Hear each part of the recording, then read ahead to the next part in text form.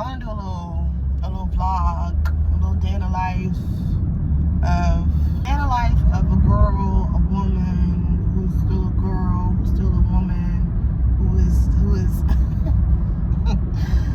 trying to find a pocket full of sunshine. I moved to Florida 2 months ago, and I've just been, you know, trying to find my spaces, places, things that make me feel good where I belong.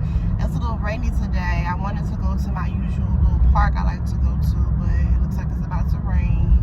And in Florida, at any minute it will rain and it will pour and then the sun will come out. So I'm hoping that's the kind of day today will be. I went to Dunkin' to get dookie water, because that's what the fuck they gave me. I'm about sick and tired of Dunkin' Donuts. I don't know what the fuck is going on with Dunkin' Donuts. This is the second time this week I done got some shit that wasn't what the fuck I ordered. They put too much milk or they don't put enough milk. I am a oat milk 2-pump caramel girl.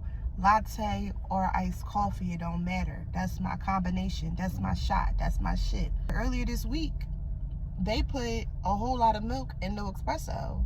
They gave me, I was drinking cereal milk. I'm like, what is this? Luckily, my coworker came through like, hey girl, I'm at Starbucks. You want something? I'm like, hell yeah. Hell yeah. Go ahead and go and get that tall oat chai with single shot. Thanks, love you, right on time. Cause I was this close to going to Starbucks myself. And then today, it's like y'all do a dabble of freaking oat milk, and I know it's because I'm not drinking coffee correctly. Like for real, coffee is not supposed to have a whole bunch of milk and stuff in it. Like that's a latte. At that point, it's like, you know, spend that extra $2.50 and get a latte. But it's like, I'm not gonna spend that extra $2.50 and get a latte. You wanna pour a little bit more oat milk in this, and we gonna make it a latte, even though it's not a latte, but it's a latte nonetheless. They gave me dookie water, and I had cereal milk. Now I got dookie water, and I'm about to cut them. Calm down. To cut them off. But I got points. Once I get my free coffee, they done. And I might be a Starbucks, Starbies, and don't talk to me about boycotting Starbucks. I don't give a fuck. Just like I don't give a fuck about boycotting Target, I don't give a fuck. Because guess what? We live in a capitalistic society. All of these major corporations are racist. Y'all boycott them, and then go where and do what? Go to Walmart? Walmart racist. Where else we gonna go? Dunkin', they racist too. Y'all be talking about, oh, boycott. If we want to tear down the system, we got to stop shopping everywhere. We just got to stop shopping, period. It ain't never going to happen. So don't worry about where I'm spending my money on things that bring me joy. Because an iced beverage keeps me out of a holding cell. All right, praise the Lord. Way to Barnes and Nobles. I'm spending money that I should not spend, but it's all in mental health and self-care, because sometimes you gotta spend that bread to feel, you know, it's not even about feeling better, it's really about accommodations right now. So it's either I go and I get a book and I get lost in a book, or I sit and rot. We made it. I might be feeling like, especially black down here, like I be feeling like criminally black. What I'm saying. So Dollar Tree over here too. I ain't got no socks on.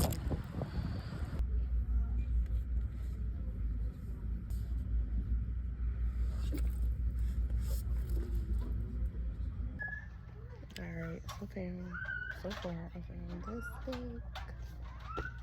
And that's her name. Somebody gonna try. But she has a book. She wrote, You Made a Fool of Death with Your Beauty. That book, I have mixed feelings about that book. The writing is really, really, really, really good.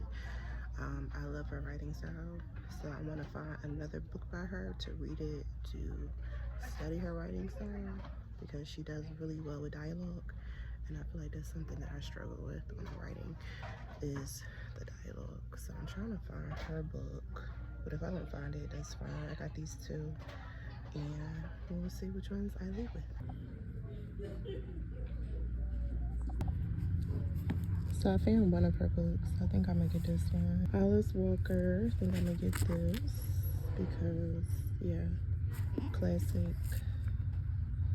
African American literature is always a must. I'm down. I'm about to tell you what I got. Dang. Mama's like that, like shopping like that just make me miss the old days when I ain't have to pay for shit. When all I had to do was take a pic and send. Can you? Yes, of course, my queen. So ghetto. Nonetheless, I'm going to show you what I brought with my own money because I am a hard-working, independent black woman with morals and standards and values. Oh, I did not get the Alice Walker book. I decided on this and this. Books cost the same amount as bills do, so it's just like for every book there's a bill that has to be paid. I'm waiting to get my license transferred over so I can get a free library card, because if I get a library card now with my PA license, I gotta pay $30. I ain't paying $30 to get no library card. I'm writing a fiction book myself. It's really a short, let me put this up because that chin, I have my grandmother's chin. No matter how much weight I lose, babe, that chin is always going to be a double. It's always going to be a double cheeseburger. That's genetics, though. That's my grandma chin. Love you, Grandma Marie. Anyway,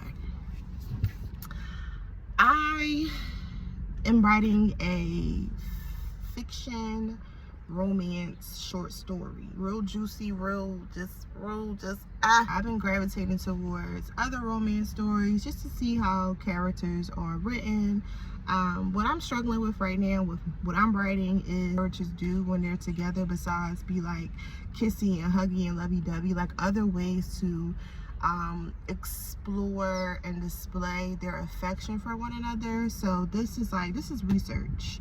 That's what I'm telling myself. I just paid for research. Writing something that will be for sale. This shit is not going to be free, bitches. So get y'all wallets ready.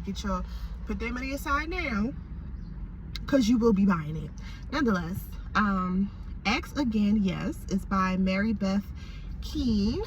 And I'm read the synopsis because I used to eat, when we was a kid in school, and they'd be like, okay, read paragraph out loud. Go ahead and call me teacher. I don't care.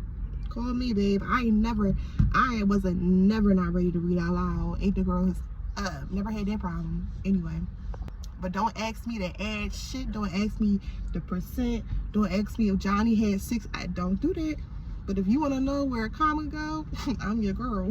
So this is basically about 2 rookie cops who are neighbors in a suburb, and they're both in like unhappy relationships. One is dealing with like loneliness, the other one is dealing with like an unstable partner. So basically they get together and they do what grown people do. It's heartbreaking, redemptive. Ask Again, Yes is a gorgeous and generous portrait of the daily intimacies of marriage and the power of forgiveness. It's probably going to be, they probably end up getting married because it says Ask Again, Yes. So maybe there was like a proposal before, and then at some point in the book they're going to get it again. So yeah, I'm probably going to read this first. I butcher the name, but I'm just going to say it. Akwaki and Imzi. My African brothers and sisters helped me out. I looked them up and I'm really impressed with their career. I follow them on Instagram too. I like the whole thing that they got going on. How they write in third person is very much so, it's like how you just live out your life. It's how they write it in third person. It doesn't feel like, it's being narrated by somebody else. It feels like you're watching, it feels like you're watching a TV show. The book, You Made a Fool of Death with Your Beauty, is basically about this girl who husband died probably like 2-3 years ago, and she's trying to get her groove back. She live in New York. She's an artist. She live with her best friend, and she trying to like do like a whole phase, but at the same time not really. So she ends up sleeping with this guy that she met at this day party or whatever, and she started dating him. And but she really like, I'm really trying to like do too much because I like am still grieving the death of my husband. Like she still very much so is in love with her husband still, and she's just having a hard time navigating like moving on and still being respectful. She ends up going to a party where she meets the guy's friend, where she like, oh, not you but him. Yeah, come on. Like trying to just tell herself like, you know, I'm just going through a whole phase, like I'm not taking anything serious, blah blah blah blah. Dookie Waterbury, hold on. The guy that she gets with, he's like, you know, trying to be respectful, like, oh yeah, I get it, like I understand you want to move slow, we can just be friends, you know what I'm saying, we can just do this, we can do that, I respect your boundaries. But I respect your boundaries so much, and I like you so much, that I actually entered your artwork into this contest in Jamaica, and you got selected, and you coming with me to Jamaica to do this thing. And she like, oh my God, okay. So they go to Jamaica. She get to Jamaica, and she meet his dad. He got a fine ass daddy. Like, you brought me here. You done looked out for me for my career. My career is about to like really take off because my artwork is in this exhibit. But your dad looked fucking good. You gotta go. Dad is like this popular, renowned chef. The dad was actually bisexual, which was like, that was some tea too. Makes sense because this is a queer writer, and I did enjoy the insertion of that because I just feel like queer relationships in general are not publicized enough in Black media, Black culture, especially in a healthy way, because the dynamic in the book wasn't that the dad was ashamed. The dad was not in the closet with being bisexual. He was like, he talked about his past lover.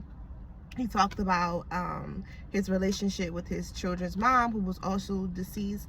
So it was a very like healthy display of a man who was comfortable in his sexuality. The dad and the main character started to get familiar with one another, and she is just like fiending for him. Like, she like, this is my man, but I can't get with him because of his son. They end up crossing the line, and they start, you know, being wrapped up into each other and all of that. Whole time she like trying to not feel too guilty about it, because she like, for real, you know, I like your son, but I don't really like your son like that, and he know that I don't like him like that. So it's like, we're not really doing bad things, because like me and him, we really not even like that for real. And the dad is like, fuck them kids. Life is dead, she been dead. You know what I'm saying? I'm grown, they grown, we grown. I want you. I don't give a damn how they feel. And I'm like, I like that. I like that a lot. So she ended up getting her artwork into the exhibit. She do a real good job with that. She get a commission, she get a client. She's on the up and up, but she's still in Jamaica. And so the son whole time was on a work trip somewhere, so he wasn't there no more. So her and the dad, they was frolicking, they was having a good time, they was booed up. The son just pulls up one day, like out the blue, didn't say my flight landed, I'm on my way from the airport. He just pulls up, and she like, oh hey, like when you get back? He did everything but put her head between that washer and dryer.